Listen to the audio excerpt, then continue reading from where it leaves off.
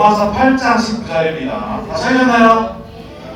그러면 우리 짧은 말씀이니까 그 약간 다른 걸로 찾아왔지만 여러분 성경책 보고 읽으세요. 성경책 보고. 자, 우리 같이 로마서 8장 19절 같이 읽어보도록 하겠습니다. 자, 시작. 피조물이 고대하는 바는 하나님의 자녀들이 나타나는 것이니. 아마 여러분 성경책에는 하나님의 아들들이라고 돼 있을 거예요. 네, 세 번역이라는 뜻은 자녀들이라고 아름다운 표현을 써서 가져와 봤습니다. 자, 우리 옆친구 보고 인사하고 우리 예배 드려볼까요? 친구 안녕. 친구 안녕. 왼쪽 친구 안녕. 오른쪽 친구 안녕. 앞뒤 친구도 안녕. 선생님도 선생님 안녕하세요. 선생님 안녕하세요. 시험아 고개를 들게 해라. 고개를 들게 해라.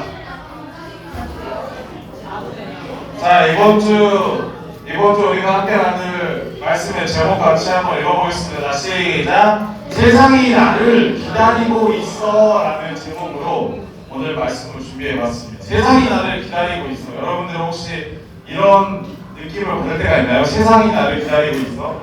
세상이 나를 억가하고 있어 이거 말고 세상이 나를 기다리고 있어 라고 느낄 때 없으신가요? 물론 목사님도 어렸을 때 첫 방을 보지 못했지만 2000년 11월 7일 화요일 저녁 6시는 어린 목사님의 굉장히 중요한 날이었습니다. 어떤 날이었어요? 이 당시 목사님의 나이 7살. 7? 맞나?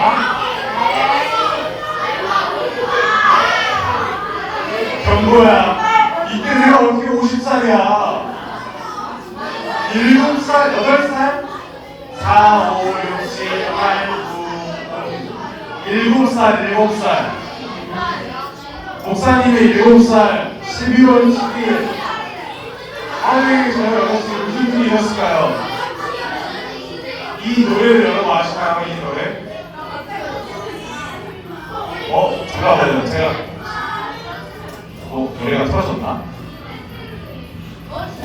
네, 혹시 PC 음량 조금만 높여주실래요? PC가 음량 맨 왼쪽 1, 2채널입니다.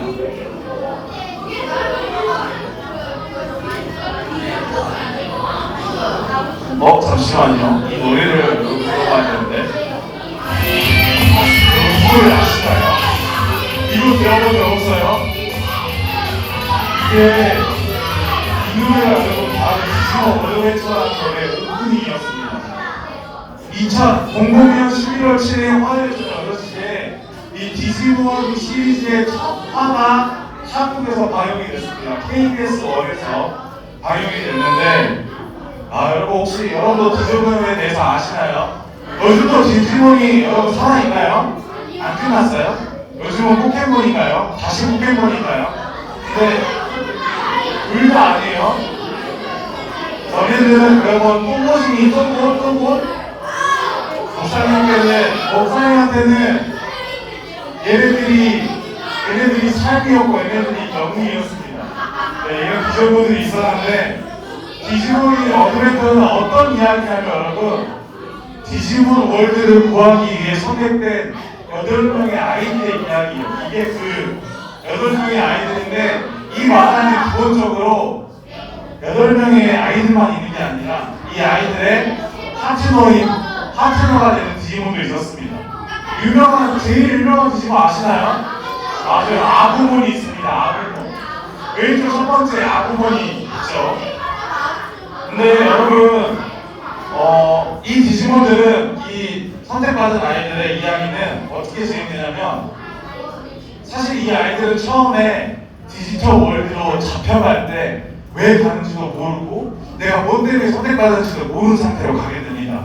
그런데 이 디지털 월드를 구하기 위해 선택된 8명의 아이들에게는 용기, 우정, 사랑, 지식, 순수, 성실, 빛, 희망이라는 이 문양으로 표현되는 자기만의 잠재력을 갖고 있는 아이들로 선택된 아이들이었던 거예요. 자기들도 이런 잠재력이 자기들한테 있는지는 몰랐지만 이 디지털 월드에서 수많은 아이들을 보면서 용기, 우정, 사랑, 지식, 순수, 성실, 빛, 희망이라는 이 덕목에 잠재력을 가진 아이들을 찾아와가지고 디지털 월드를 구하기 위해 디지털 월드로 데리고 간 이야기입니다. 처음에는 이 아이들도 여러분 내가 이런 잠재력이 있는지를 모르고 지내다가 이 디지몬과 함께하는 여정들을 겪으면서 수많은 악당들을 만나요. 근데 목사님이 가장 좋아했던 최애 악당이 있습니다. 최애 악당. 멘탈 시드라몬이라는 무서운 모습가 있는데 목사님이 얘가 나름 여러분 4대 천왕이거든요. 4대 천왕. 4대 천왕인데 왜 좋아했는지 아세요? 왜요? 예성이 왜? TV에서 본 적 있죠? 맞아요. 목사님 정확합니다. 목사님이 이 캐릭을 제일 좋아했던 이유는 이 몬스터의 필살기가 영어로 하면 얼티메이트 스트림입니다. 얼티메이트 스트림. 그런데 이게 한국어로 넘기면서 이름이 뭐로 바뀌었는지 아세요? 이 기술이 여기에 콤보로 바뀌어버립니다.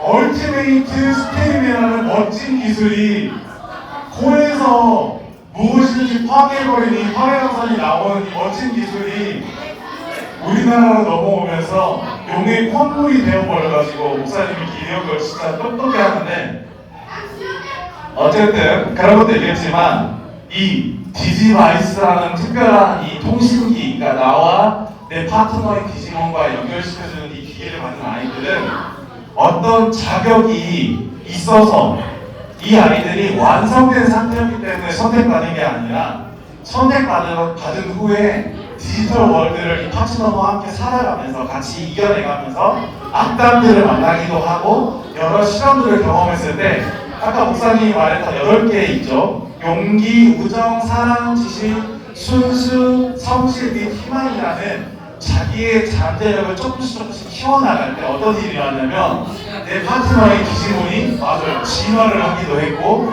나 또한 그 마음이 뭔지를 알아가기 시작했던 거죠. 내 안에 있었는지 몰랐던 내 잠재력을 파트너와 함께하는 과정을 통해서 알아갔고 그걸 알아가면 알아갈수록 이 친구들이 이 잠재력에 대해서 더욱더 뭐랄까요 가까워지는 것뿐만 아니라 그들이 디지털 월드를 구하게 되는 그런 모습으로 나아가는 게 바로 디지몬 어드벤처입니다. 그건 한번 인터넷 찾아보시면 좋겠네요. 그래서 우리가 디지몬 어드벤처를 여러 이야기로 생각할 수 있지만 오늘 한번 우리가 오늘 말씀을 접하기 전에 기억해볼 접근은 선택받은 후에 그 의미를 찾아가는 이야기다라는 부분이 우리가 디지몬 어드벤처라는 이야기를 한번 생각해볼 좋은 맥락입니다. 우리가 한 3주 동안, 2주 동안, 이번 주까지 포함한 3주 동안 환경에 대해서 되게 이야기를 많이 했습니다. 고통받는 환경의 이야기, 우리 시작에 말한 것처럼 그린스천으로서의 모습도 있었고요. 우리가 어떻게 이곳에서 어떤 실천을 할 수 있는지, 하나님의 자녀된 또 청지기로서 살아갈 수 있는지 환경에 대해서 이야기를 했어요. 그런데 이 환경에 대한 고민은 여러분, 우리가 살아가는 나무를 위해서, 뭐 강을 위해서, 바다를 위해서, 동물을 위해서만 있는 게 아니라 바로 마지막은 나를 위해서도 고민해보고 생각해볼 수 있는 접근이 환경에 대한 우리의 고민의 종착점입니다. 단지 내가 살아가는 이 환경과 숲과 바다만 바라보는 게 아니라 그것들을 통해서 나를 이해해보고 나의 모습을 위로하고 격려할 수 있는 것 또한 우리가 환경을 바라보는 모습 중에 하나입니다. 우리의 삶을 되돌아보면 이런 모습들을 우리가 바라보게 됩니다. 어떤 모습일까요? 아무도 내 이야기를 들어주지 않는 것 같은 외로움을 느낄 때도 있고 내가 하고 싶은 말을 그 누구에게도 전하지 못해서 홀로 슬픔을 삭히는 경우도 있습니다. 내가 주어진 환경에서 뭔가 잘해보고 싶은데 내 뜻대로 안 돼서 속상할 때도 우리의 환경 속에 있어요. 물론 우리의 환경이 숲으로 산으로 물로 구성되어 있는 건 아니지만 여러분이 살고 있는 나의 환경 또한 때로는 나의 고통 속에서 힘들기도 하고 외로움 속에 슬프기도 하고 노력하지만 잘 안 될 때도 있는 것이죠. 그런데 오늘 이 로마서를 쓴 바울은 이 환경을 살아가는 우리 또 힘든 하루하루를 살아가는 힘든 새로운 나의 환경을 살아가는 우리에게 이런 메시지를 전하고 있는 거예요. 오늘 앞에 있는 메시지 같이 한번 말씀 같이 읽어보겠습니다. 시작. 피조물이 다 이제까지 함께 탄식하며 함께 고통을 겪고 있는 것을 우리가 아느니라 라고 말합니다. 그런데 하나님께서 그런 피조물, 산과 바다, 동물과 물고기, 새뿐만 아니라 우리라는 나라는 피조물들이 함께 이 피조세상, 지구라는 이 세상에 하나님께서 만드신 세상에서 함께 탄식하고 있고 함께 고통받고 있는 것, 산과 바다만 힘든 게 아니라 너희들도 힘들다라는 것을 하나님이 알고 계시다고 합니다. 알고 계신다고 하는데요. 그래서 이런 말씀을 로마서 28장 20절 전에 바울은 이런 말씀을 우리에게 덧붙입니다. 우리가 함께 읽은 말씀인데요. 다시 한번 이 말씀 읽어보도록 하겠습니다. 시작. 피조물이 고대하는 바는 하나님의 자녀들이 나타나는 것이니. 하나님께서 이걸 말씀하시는 거예요. 바울을 통해서 너네들이 내가 만든 세상 속에서 함께 살아가고 있고 함께 어우러져서 지내가고 있지만 그 과정이 항상 편하지 않고 항상 만족스럽지 않고 때로는 탄식하기도 하고 때로는 고통스럽다는 것을 내가 잘 알고 있다라고 이야기하시는 거예요. 그러면서 말씀하시는 해결책이 바로 그런 탄식하는 너희들을 위해서 하나님의 자녀들을 이 땅 가운데 하나님께서 보내셨고 준비하셨다라는 말씀을 바울은 이야기하는 거예요. 피조물들이 고통받고 망가진 세상 속에서 힘들어하고 고통받는 세상 속, 환경이 파괴되기도 하고 나무가 꺾이기도 하고 바다가 오염되기도 하는 이런 상황 속에서 내 삶에서 외롭기도 하고 슬프기도 하고 잘하고 싶은데 잘하지 못해서 때로는 절망에 빠지기도 하는 이런 상황 속에 하나님께서 그런 우리들을 구원하시기 위해 준비하신 해결책이 있다라고 말씀하시는 거죠. 그게 바로 하나님의 자녀들이 나타나는 것, 하나님의 자녀들이 등장하는 것이다 라고 이야기를 합니다. 로마서의 말씀을 따르면 이 피조물들의 감정한 고뇌는 이 가운데 있는 것처럼 고통과 자유를 연결하는 하나님의 자녀가 마치 히어로처럼, 마치 슈퍼히어로처럼 슈퍼히어로 레디 땅 하면서 우리의 삶 가운데 나타나기를 하나님께서 준비하고 계시다라는 거예요. 단순히 어떤 변화를 일으키셔서 어떤 해결책을 하나님께서 전지전능하게 바꾸셔서 이 문제를 해결하신다는 게 아니라 환경의 어려움의 문제, 우리 관계의 어려움의 문제, 내 삶의 걱정과 불안함의 문제 가운데 하나님께서 하나님의 자녀를 등장시켜서 이 문제를 해결시킨다고 하십니다. 그러면 우리는 이 하나님의 자녀는 어떻게 등장하고 있을까요? 만약에 이 질문을 조금 바꿔본다면 우리 또한 하나님을 믿는 하나님의 자녀들이고 예수님의 행하심을 기억하는 하나님의 백성이라고 한다면 하나님의 자녀인 나는 어떻게 나의 삶 속에 나타나야, 나의 친구들과의 관계 속에 나타나야, 하나님께서 허락하신 은혜라는 환경 속에 나타나야 이 피조물들이 고대하는 영원한 자유를 허락하는 등장으로 내가 나타날 수 있는 걸까요? 내가 멋있게 히어로 랜딩을 딱 하면서 나타났을 때 어떻게 멋있게 나타나야 하나님의 자녀로서 그 역할을 하는 것일까요? 목사님 오늘 이 세 가지 모습을 여러분에게 이 환경에 대한 이야기를 마무리하면서 한 번 더 전해보고 싶습니다. 먼저는 우리에게 필요한 모습은 내가 먼저 나부터 지키는 모습이 필요해요. 무엇을 기준으로 우리가 지킬 수 있어야 될까요? 바로 하나님의 말씀, 하나님께서 우리에게 명령하신 것들을 기준으로 먼저는 내 삶에서 지키고 살아가는 모습이 필요해요. 말씀을 지키고 하나님께 주신 신앙과 믿음을 지켜가는 모습이 필요한 거죠. 그 다음 두 번째는 내가 내 믿음과 신앙을 지켰다면 그 다음 뭐 해야 될까요, 여러분? 내 마음속에 믿음을 세웠다면 이 믿음대로 행동할 수 있는 내 모습이 필요합니다.